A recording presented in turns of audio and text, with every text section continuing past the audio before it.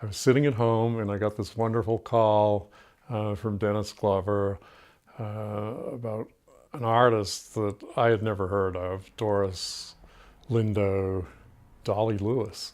And it sounded very interesting, and I did a little bit of research and wound up taking a trip down to see Dennis and his wife Sydney and discover this amazing cache of paintings that were totally exciting for a woman painting back in the late 20s, 30s, these incredible surrealist paintings and actually a wide variety of earlier primitive painting and actually almost academic. And then wound up with some hard edge paintings that she had done late in life when she moved back to Florida. And it was a great project, right up my alley for working to champion women artists that had been neglected. Particularly, the idea is a woman surrealist painter in a time period where most of the artists were really pursuing a much more academic level of painting, which of course she did early on at the museum school in Boston. The pictures, the changes from this early kind of academic look of Harold Dunbar, who had been a friend of hers.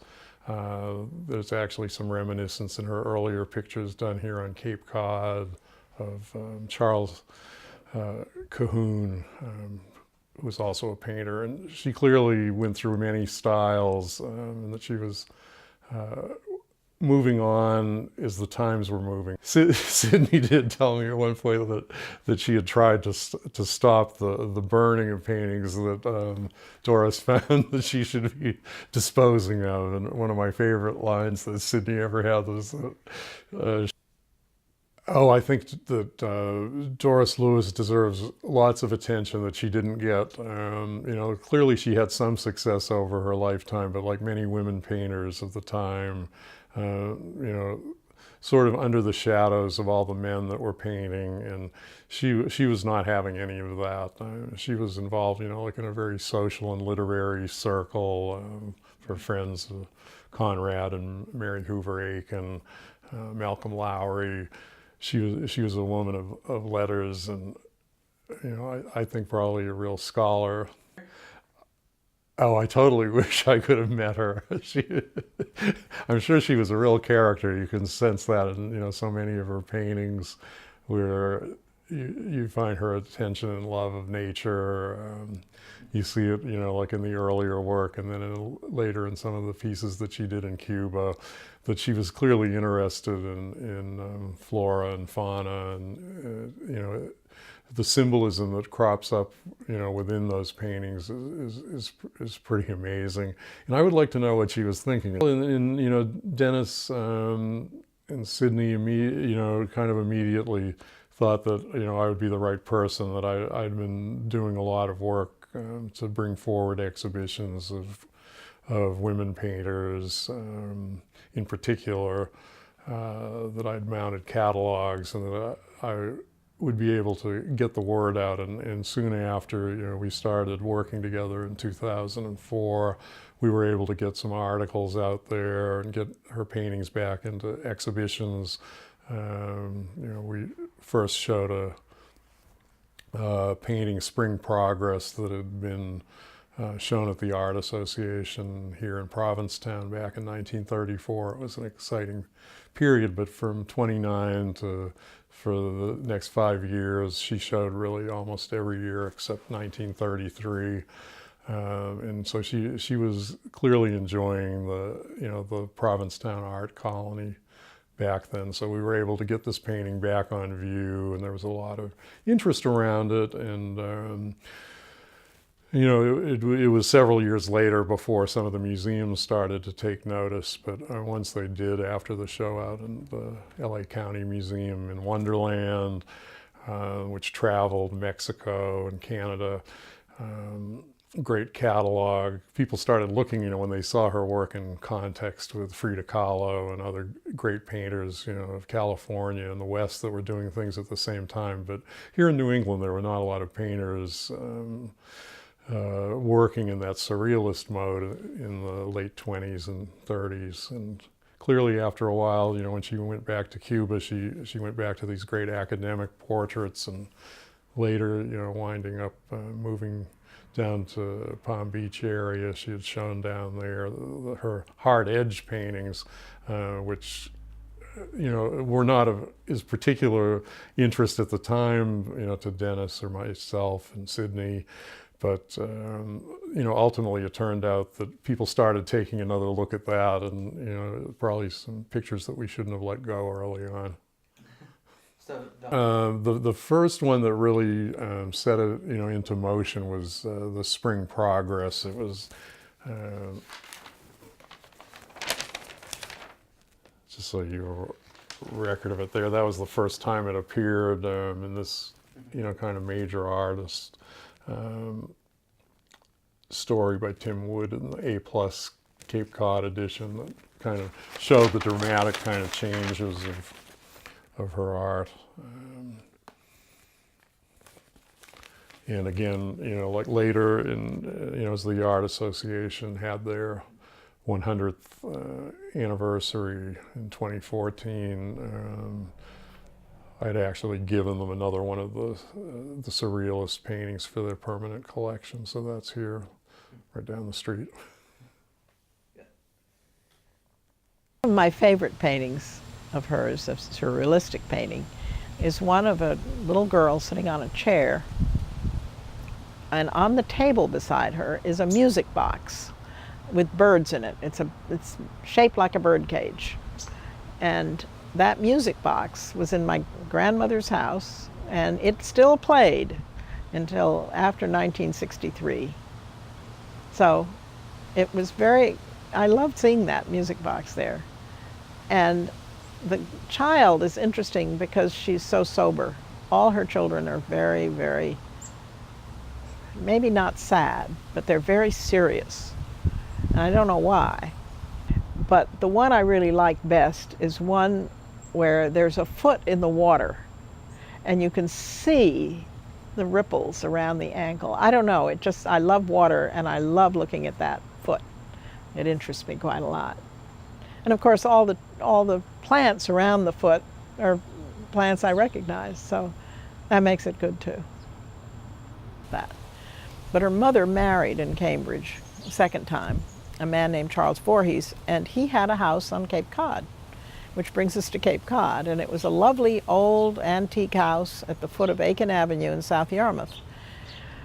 At that time, Cape Cod in the winter was very sparsely inhabited, and there were many writers and musicians and painters who lived down there and painted down there. And of course they all knew each other. They all partied together, they all painted and wrote together. Conrad Aiken was a close neighbor. And what are we talking about here? He was the only important one. Okay. It turns out Conrad Aiken had rented a house right near their house, and she got to be very good friends with him. And through that, they met all kinds of people. The Provincetown Playhouse was going, and the owner of that became a very close friend, Catherine Huntington. And she preserved O'Neill's plays for many years. And Conrad came to our wedding in an old car with a chicken wire roof with a vine growing in it. So he was still there. He lived on Cape Cod for many years. My mother knew all those people, and she painted down there at that age. When she was quite young, she did landscapes on the Cape. She was there. I don't know if she did it that winter. Most of them are summerscapes. But she painted a lot down there. She went to the museum school for about a year, but she didn't like it. They were way too stuffy for her. She simply couldn't bear it. So she decided to go to New York. And she had a teacher there, Byron Thomas, who is a painter and has done some very nice work. And I think she studied with him. I'm not sure about this, but they were good friends, and she lived in New York and studied in New York. And I think that's where she may have learned about the surrealism. The first surrealistic paintings she did were quite early and were shown at the Provincetown Art Museum and the MFA, I think, in several different places. She had a somewhat strange childhood. She was born in Costa Rica. Her parents were there. A lot of her family was there, my grandmother's family. She was born there and she lived there for a short time, and then they went to Wheeling, West Virginia, where, after growing up in Costa Rica, she went at the age of 2 to Wheeling, West Virginia, where she stayed till she was 10. And at that point, they decided to go back to Costa Rica because her father was going to work for the family there as an engineer, building a railroad.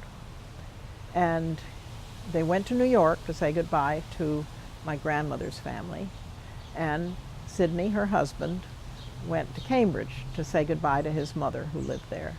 He was a New Englander, and he got sick and died. Probably the flu, we're not sure, because that was 1919. So my grandmother packed up. She was all packed up and she didn't know what to do. So she went to Jamaica to stay with her uncles. There were several uncles there, and they lived there for a year. And then they moved back to Cambridge, and Cambridge was so different for my mother. She had grown up in the tropics. She had grown up a rather careful life, and a life where she had a lot of things done for her. It was just the way it was in the Caribbean in those days, and even in New York, where she visited frequently. So when she got to Cambridge, it was a very difficult time for her. She had to adjust to spelling in English instead of British, which was very hard for her because she was a terrible speller, as am I. And she had some New England cousins who were pretty tough and were hard on her. So I don't think she was happy in Cambridge for a while. She went to the Buckingham School, and then she moved to the May School, where they had to speak French all day, and graduated from the May School speaking French. When I was about 10, my mother was ill in Cuba and was told she had to come up to New England for some months. And so we came to South Yarmouth and Cape Cod, where my grandmother had a house on the Bass River. And we stayed there all through Christmas. And at one point, my mother got herself an old oil drum. I don't know where she got it. She put it on the townway to water, and she soon began to burn up pictures. And my father and I were very unhappy about that, because the ones she wanted to burn up were landscapes, which she thought were very boring and not good, which we didn't agree with at all. We loved them. So we did manage to preserve a few of the landscapes. What interests me looking back at that is that she did not burn up any of her surrealistic work. So she must have had an inkling that it was special. She never talked about it, and we never saw the pictures until after she died, and we found them rolled up. Till after. I had seen a couple of them and I thought they were horrible. I wasn't interested, but they were never displayed, they were never framed, they were never hung, they weren't around.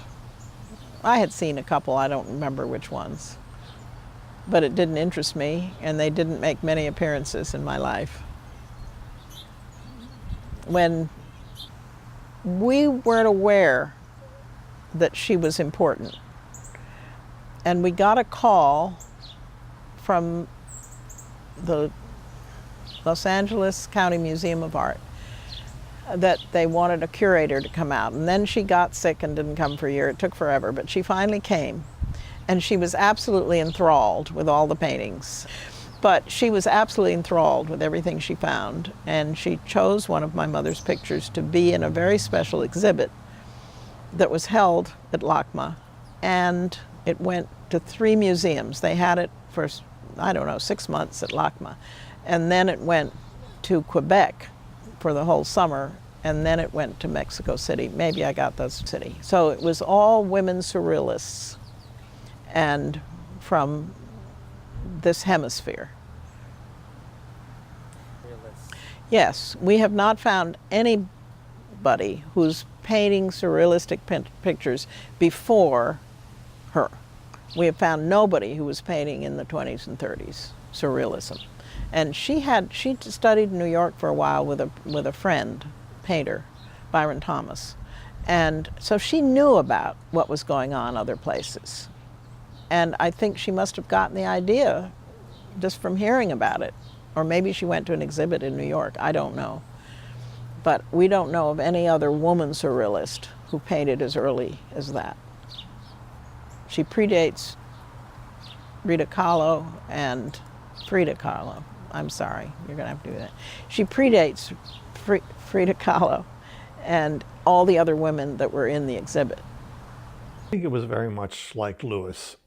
She was sort of a perfectionist. And if she had a whole bunch of paintings she didn't like, she didn't care. She just didn't want them around. And I guess I'd say it's typical of her. She just makes these radical decisions. For example, she owned a house in the Bass River in South Yarmouth, and she just sold it right from under us. My wife was an only child, and the house was gone. She just made these instantaneous decisions. The same thing happened with the move from realism in 1930 to surrealism. It's like going in opposite directions. And she did it literally overnight. It's a really good question.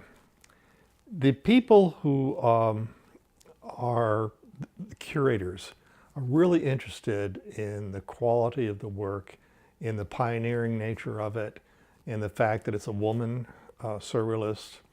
But collectors, I find very often, are not discriminating about the paintings. They want an investment. And unless a painter, say like Andy Warhol, has a whole lot of publicity and a lot of famous people in New York, they tend not to be that interested. There's a dichotomy between a curator who's really interested in art and an investor who really just wants to make an investment. Obviously, there are exceptions to that, but that's what I found to be the general rule. I wasn't aware of them at all. I knew she was an artist and she did artwork, but in her home, she didn't hang any of her things at all. The one exception is a little landscape that was in the back of her husband's closet. These were all tucked away. I think one reason is that she might have been, first of all, she didn't want publicity. She was at heart a New Englander, and just didn't want to talk about what she was doing. She was very private, even with her own daughter, and certainly with me. I was an outlander. The thing that was really surprising was to discover in 1995 something like 60 or 65 pieces of artwork that we really were totally unaware of. They were either under her bed in a drawer, hidden in some closet somewhere, and we had a hard time ourselves really getting our minds about minds around what was going on. Our thought was, and our thought still is, that she may well be the very first North American female surrealist. We can't find any others. But of course, curators are hesitant to, make that kind of judgment because locally, something might suddenly show up that is a surrealist female painter, either in New England, in her case, New England and New York, or somewhere else. So there may be things that are hidden somewhere, but as far as we know, our evidence is that she's probably the first. I think seeing the breadth and depth and innovative nature of her artwork and the fact that she changed quite frequently. She once said to me, Picasso's done everything already, not to compare with Picasso, but Picasso did that. He'd suddenly go from the blue period to something totally different, and she did the same thing. I could see that when we visited her, she was very cordial, but we really were in the way of her artwork. And so she had to put that aside. And I think she had a loyalty to family. On the other hand, she had as much a loyalty to her artwork, which she took very seriously. So I think it changed my perception of her as someone who wasn't thrilled to have grandchildren around to someone who was really dedicated to art and innovative art. And so if there was any annoyance, if you want to put it that way, I think maybe she had a good reason to be annoyed because she was really doing this stuff, 24/7, at least when we weren't there. Well, it dumbfounded us, first of all, to discover the stuff, and then to have curators flying in literally from all over the country for my mother-in-law, whose work we had essentially never seen. I don't know what she would make of it. I think she'd be dumbfounded, but then she never had any ambition of fame. And it's hard to really say what she would think about it. Certainly she would be pleased. I mean, there's no question about that. But I think she would never have done it for herself. And I think a son-in-law is not someone to entrust your works of art to, especially the son-in-law who is married to an only daughter and an only child. One of the things I think that's different between Doris Linda Lewis and some of the other female surrealists, including Frida Kahlo, to whom she's favorably compared, is that there's always something that isn't just shocking. There's something more that's involved in her artwork. They say one reason the surrealists came about is because of the horrors of the First World War. But we have to note that Lewis's father died in 1919 when she was very young. Suddenly, 10 years later, her stepfather also died. And not long after that, her grandmother died. So she had not only the weight of what happened in the First World War, but also these deaths in her own family. That tended to cause her to have, I think, more depth in her surrealism. It certainly isn't everybody's cup of tea. All of us like pictures of sailboats and flowers and that kind of thing. It's a little jarring to see surrealism. But there's something more in her paintings. And you have to look at them and say, what is she really trying to say? Is she just trying to shock?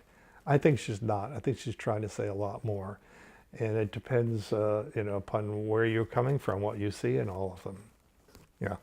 If you look at the painting behind me, which I take it you can see, it's called Eden. It's about, it would appear to be Eve putting her foot in the water for the first time. But there's also a shell there. And the shell classically represents the feminine creative principle, to get academic about it. But that's to say that creation wasn't just done by this great masculine God, as you see in the Sistine Chapel ceiling, but it's also a feminine principle that's going on. And that goes all the way back to the painting of Venus on the half shell. That's the sort of Mother Earth creation. And that's some of what this particular painting is about. She also loved botany, and I think there's something in the sense that that to her flowers represented creation, the positive side of creation at any rate. And that may also be considered a feminine side of her at the same time.